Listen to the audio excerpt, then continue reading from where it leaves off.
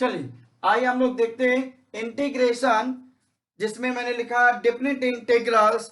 Definite integrals को आइए समझते हैं ऐसे। इसमें दो लिमिट्स होगा a एंड b, और here is fx dx। So this equals हम लोग लिखते हैं fb minus fa, where b is greater than a। ये ध्यान रखना है कि जो ज्यादा वाला है वो अपर लिमिट होता, कम वाला लोअर लिमिट होता। सो डेफिनेट इंटीग्रल्स का ये फंडामेंटल पार्ट है। आइए समझते हैं इसके सवाल के माध्यम से। जैसे हमने लिखा 1 और 2 लिमिट्स में, और ये मैंने लिखा x स्क्वायर dx। सो जब हम लोग इंटीग्रेट करते हैं तो एक्स स्क्वायर, ये एक्स क्यूब बाई 3 हो गया, और 1 और 2, और तब हम लोग लिखेंगे 2 का पावर 3 बाई 3 माइनस 1 का पावर 3 बाई 3। इस सिस्टम से F B minus F A, तो बी का मतलब 2 हो गया और ए का मतलब 1 हो गया। सो ये हो गया 8 by 3 minus 1 by 3, this equals 7 by 3। अब आइए दूसरा सवाल लेते। जैसे मान लीजिए मैंने यहाँ लिया 1, यहाँ लिया 3, और x प्लस 1 dx मैंने लिया। सिस्टम से चला जाए तो ये 1 3 हो गया x dx, प्लस ये हो गया dx। इस तरह से अलग अलग हम लोगों ने कर दिया। अब देखिए इसको इंटीग्रेट किया जाए तो हो जाएगा एक्स स्क्वायर बाय 2, ये हो गया 1 3, और ये हो जाएगा x 1 3। सो अब इसको जब हम लोग बनाएंगे तो ये ऐसे हो जाएगा, दिस इक्वल्स, ये हो जाएगा 2 का पावर 3 बाई 2, 2 का पावर 2 का पावर 3 बाई 2 माइनस 1 का पावर 3 बाई 2 प्लस 3 माइनस 1, ऐसे। ये इसका हो जाएगा 3 माइनस 1। अब देखिए ये हो जाएगा यानी 8 बाई 2 यानी 4 माइनस 1 बाई 2, और ये हो जाएगा प्लस 2। सो हो जाएगा 6 माइनस 1 बाई 2, इट मीन्स ये 2, 12 माइनस 1 11 बाई 2। इस तरह से हम लोग देख रहे हैं कि डेफिनेट इंटीग्रल्स इस डिजाइन पे ऐसे बन रहा है। चलिए और थोड़ा अलग से लेते, दूसरे डिजाइन की तरफ हम लोग चले तो देखिए इसको ऐसे लिख सकते 1 2, और मैंने लिखा ये 3x square plus 5x minus 1 dx। तो अब देखिए सबसे पहले इसको हम लोग ऐसे लिख देंगे, ये लिमिट्स हो गया x स्क्वायर dx, ये 5, ये लिमिट्स हो गया x dx माइनस ये हो गया dx 1 से 2। तो आप देखिए ये हो गया 3 इंटू एक्स क्यूब बाय 3, और ये हो गया 1 2 प्लस 5 एक्स स्क्वायर बाय 2 ऐसे, और ये हो गया 1 2 माइनस ये हो गया x, ये हो गया 1 2। सो 3, और ये हो जाएगा 2 का पावर 3 बाई 3 माइनस 1 का पावर 3 बाई 3 प्लस, अब देखिए 5 है, 2 का पावर 2 बाई 2 माइनस 1 का पावर 2 बाई 2, और माइनस ये देखिए हो जाएगा 2 माइनस 1, 2 माइनस 1 ऐसे। अब देखिए जब इसको आगे हम लोग चलते तो ये देखिए हो जाएगा 8 by 3 minus 1 by 3। So this part 8 by 3 minus 1 by 3 plus ये हो जाएगा 5। ये देखिए ये 4 बाई 2 यानी 2 और माइनस 1 बाई 2, 2 माइनस 1 बाई 2, और माइनस 1 हो जाएगा, ये हो जाएगा 3 इंटू 7 बाई 3 प्लस 5 इंटू, देखिए ये 4 माइनस 1 3/2 -1, तो ये 3 से 3 फिनिश हो गया, 7 - 1 प्लस 15/2 6 प्लस 15/2। अब देख इसको फाइनली यदि हम लोग करें तो 12 प्लस 15/2 से हो जाएगा 27/2, ऐसे ये हो जाएगा 27/2। तो हम लोग ये देख रहे हैं कि डिफिनिट इंटीग्रल्स में इस तरह से पहले इंटीग्रेट करते और इंटीग्रेट करने के बाद जब उसके जो रिजल्ट्स आता उस रिजल्ट्स में हम लोग वैल्यू पुट कर देते। पूरे जो भी अभी रिजल्ट्स आपने देखा इन रिजल्ट्स में हम लोगों ने वैल्यू पुट किया, तो ये डिफिनिट इंटीग्रल्स का पार्ट है। आइए आगे चलते कुछ और भी सवाल की तरफ। तो देखिए आगे कुछ सवाल हम लोग देखते हैं कि डिफिनिट इंटीग्रल्स में और भी सवाल कैसे बनता है। देखिए नेक्स्ट क्वेश्चन, देखिए नेक्स्ट क्वेश्चन, जो भी डिजाइन आपने इनडेफिनिट इंटीग्रल्स में पढ़ा वो सारे के सारे डिजाइन अब यहाँ पे काम आने वाला है। तो देखिए अगला सवाल, जिसे मान लीजिए अगला सवाल हमने ले लिया cos स्क्वायर x dx, ये हो गया 0 से π/2 cos स्क्वायर x dx। ये अगला सवाल हमने लिया 0 से π/2 cos स्क्वायर x dx। तो देखिए पहले तो ये देखना है कि cos स्क्वायर को डायरेक्टली हम लोग इंटीग्रेट नहीं कर सकते, तो हम लोग क्या करेंगे, ये लिखेंगे 0, ये π/2 और ये cos स्क्वायर को जैसे आपने फॉर्मूला पढ़ा होगा कि cos 2x is equals to cos square x -1 और two cos square x equals 1 plus cos 2x, so cos square x equals 1 plus cos 2x/2। ये हो गया रफ में आपके समझने के लिए। तो इसको हम लोग लिखेंगे 1 प्लस cos 2x/2 dx। अब जो है 1/2 को ऐसे लिख दे, ये हो गया 0 से π/2 और ये हो गया 1 प्लस cos 2x dx। अब देखिए 0 से π/2 और 1 dx, 0 से π/2 cos 2x dx, ऐसे। अब देखिए इसको हम लोग, ये 1/2 हो गया, x हो गया, 0 से π/2 हो गया, प्लस अब देखिए cos 2x है तो cos का कितना हो जाएगा sin 2x, और 2x है तो /2 हो जाएगा, ऐसे।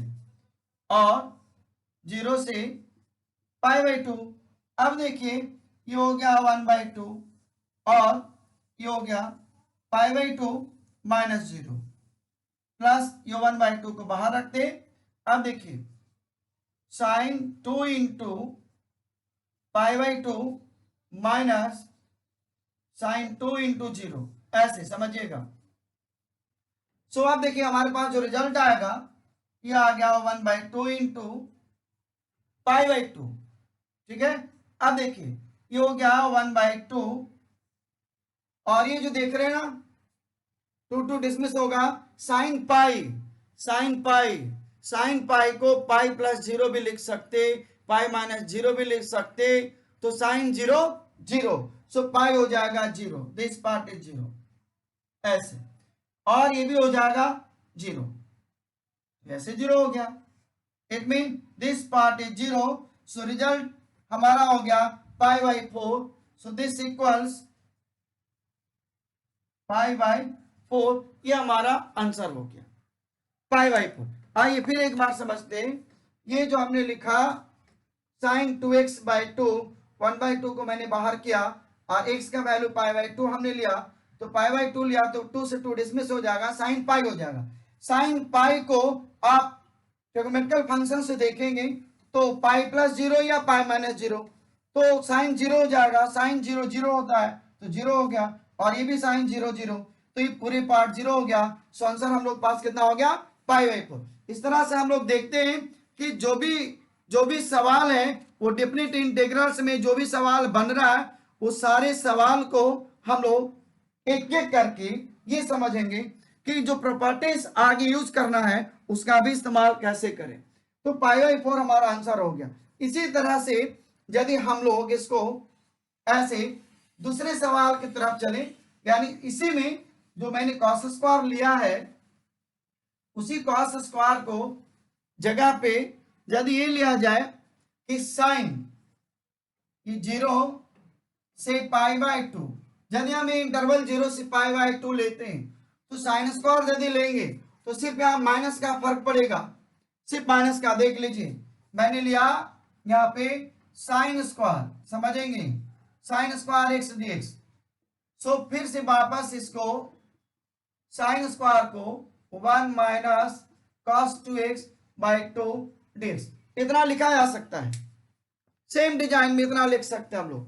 तो अब आप देख लीजिए किसी डिजाइन में जब हम लोग इतना लिख रहे हैं तो इतना लिखने के बाद फिर से वापस ये 1/2 ये हो गया 0, ये हो गया π/2 और 1 माइनस cos 2x dx।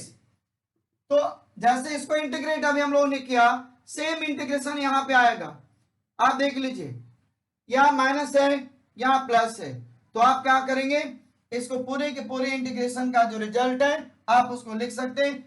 देखिए जहां पे मैं सर्कल लगा रहा हूं ये सर्कल की जगह प्लस की जगह माइनस हो जाएगा, यानी इतना को लिखा जा सकता है ऐसे, ये 1/2 इंटू ये π/2 और हो जाएगा माइनस ये 1/2 इंटू 0 माइनस 0। समझेंगे ये जो जितना डिजाइन दिख रहा है ये देखिए 1 प्लस cos 2x, यहां कितना है 1 माइनस cos 2x, सिर्फ साइन का फर्क हुआ। सो आप इसके बाद चाहेंगे तो आप कंटिन्यू कर सकते हैं और कंटिन्यू आप करेंगे तो ये सवाल बनेगा। तो वाजिब बात है कि इसको ऐसे बनाया जा सकता है। आइए एक और सवाल हम लोग देखते हैं इसी डिजाइन से रिलेटेड। ऐसे देखिए ये कॉस स्क्वायर हमने बनाया, साइन स्क्वायर हमने बनाया, इसके पहले भी कुछ हम लोगों ने बनाया। आइए एक आध सवाल और लेते जिससे हम लोग समझ पाए कि इस तरह के सवाल हम लोग कैसे कैसे बना सकते हैं। तो देखिए कुछ सवाल ऐसे लेते, ऐसे ऐसे हमने ले लिया यहाँ पे 1 और 3 हमने ले लिया और यहाँ पे मैंने ले लिया dx और उसके बाद सॉरी dx नहीं ऐसे लेते x+2 हमने ले लिया और यहाँ पे ले लिया x² प्लस 4x+1 ऐसे हमने ले लिया इसको। अब देखिए इसको पहले इंटीग्रेट करेंगे तो इंटीग्रेट करने का सिस्टम क्या है कि this x+2 this equals a into differentiation of the denominator ऐसे और प्लस b, तो ये x+2 this equals a into 2x plus 4 plus b, ये आ गया अपना नोमिनेटर, ये नोमिनेटर आ गया। अब देखिए इस नोमिनेटर के लिए सबसे पहले हम लोग यहाँ पे इसके आगे चलते x+2 हो जाएगा और ये हो जाएगा 2ax plus 4a plus b। अब ये कांस्टेंट हो गया। अब देखिए x की कोएफिशिएंट 2a है, इधर x की कोएफिशिएंट 1 है, तो हम लोग लिखते हैं इक्वेटिंग, क्या लिखते हैं equating the term, equating the term, तो ये हो जाएगा 2a दिस इक्वल 1 और 4a plus b this equals 2। सो देखिए a इक्वल टू 1/2 मिला। अब a का वैल्यू पुट कर दीजिए, सो 4 into 1/2 plus b this equals 2, ये हो जाएगा 2, ये हो जाएगा 2 प्लस b दिस इक्वल्स 2। अब ये 2 से 2 डिसमिस कर दीजिए तो b हो जाएगा 0। आइए एक बार फिर इसको समझते हैं जो हम लोगों ने सवाल लिया, फिर से एक बार इसको समझते। देखिए हमने जो लिया कि x+2 divided by x² plus 4x plus 1। अब ये प्लस 4x प्लस 1 जो हमने लिया, देखिए सिस्टम के हिसाब से इनडेफिनिट पार्ट का x+2 डिफरेंशिएशन ऑफ डिनोमिनेटर, तो 2x प्लस 4 हो गया और प्लस b अब ए और बी का वैल्यू जब हम लोगों ने इक्वेट किया तो 2a, x की कोफिशिएंट इधर 1 है तो 2a इक्वल टू 1 हो गया, सो ये 1/2 मिला, और 4a plus B equal to 2, 4a plus B equal to 2 हो गया। a का वैल्यू 1/2 मैंने पुट किया, 4 इंटू 1/2, 2 2 जा 4, सो 2 प्लस बी दिस इक्वल्स 2, यानी b को वैल्यू लाने के लिए 2 - 2 0, तो b का वैल्यू 0 और a का वैल्यू 1/2। अब चलते हैं अकॉर्डिंग टू क्वेश्चन। तो देखिए अब जो न्यूमरेटर है उसकी जगह हम लोग लिखेंगे कितना, a ये हो गया 2x plus 4 plus b divided by x square plus 4x plus 1 dx।